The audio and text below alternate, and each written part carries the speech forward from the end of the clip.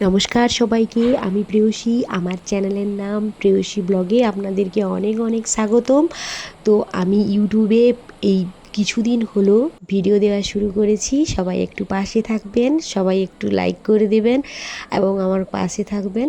তো সকালবেলা উঠেই আমি আজকে কি করলাম সেইটাই ব্লগের মাধ্যমে শেয়ার করেছি। সকালে উঠে স্নান পুজো করে তো বাজার যাব ঠিক করেছি। একটা গৃহবধূর যা যা কাজ সেইগুলোই করি আমি বাড়িতেই। আমি একজন হাউসওয়াইফ। তো পুজো দেওয়ার পরে দেখি আমার জানলায় আমি ছোটো ছোটো গাছ লাগিয়েছি টবে, এত রোদে, প্রচণ্ড রোদের তাপে ওগুলো শুকিয়ে গিয়েছে। ওগুলোকে একটু জল দিয়ে দিচ্ছি, ওদেরও তো জীবন। তো এই যে বাজার যাব বেরিয়েছি, কিন্তু একটা ঘটনা ঘটলো। ব্যাপারটা হয়েছে, আজকে আমাদের মিস্ত্রি আসার কথা, একটু দেরি করে, কিন্তু বাজার যাওয়ার রাস্তায় ওর সঙ্গে দেখা হয়ে গেছে মিস্ত্রির সঙ্গে। তো বাজার যাওয়ার হলো না, ঘুরে এলাম। তো ফোন করে বললাম হাজব্যান্ডকে যে তুমি আসার সময় শাকসবজি বেশি কিছু আনার দরকার নেই, একটু মাছ এনে দিও, মাছের তরকারি হবে। তো যথারীতি ও মাছ এনে দিয়েছে। তো মাছগুলোকেই ভালো করে ধুয়ে পরিষ্কার করে নুন হলুদ মাখিয়ে এই মাছের রান্না করব। মাছের তেলও ছিল, এটা রুই মাছ। ভালো করে নুন হলুদ মাখিয়ে রেডি করছি।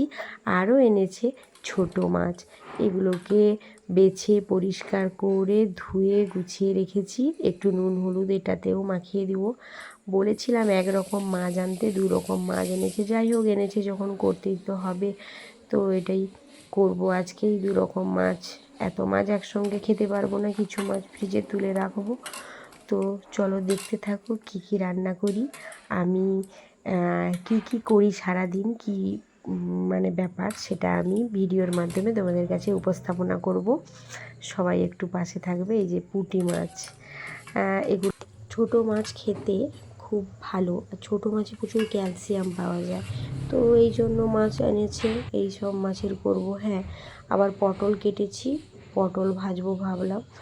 আর একটা শাকের তরকারি করব, শাক আলু বেগুন কেটে রেখেছি, এটা একটা তরকারি হবে। মাছের ভাবছি আজকে আর ঝোল করব না, যা গরম পড়েছে।